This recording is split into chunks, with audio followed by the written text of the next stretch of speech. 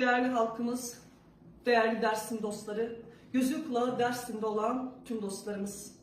Bugün biliyorsunuz ki hukuk araçsallaştırılarak, aslında hukuk yok sayılarak desek daha doğru olacaktır. Belediye eş başkanımız Cevdet Konak ve Ovacık Belediye Başkanı Mustafa Sarıgül'e 6 yıl 3 ay hapis cezası verildi.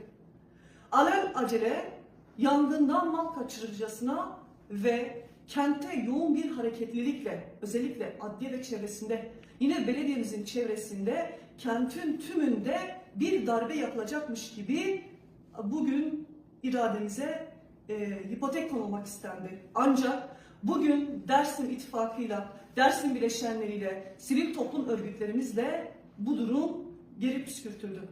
Görünen o ki bundan sonraki sürecin bir kayyuma hazırlık olduğu ve verilen bu kararın tamamen bir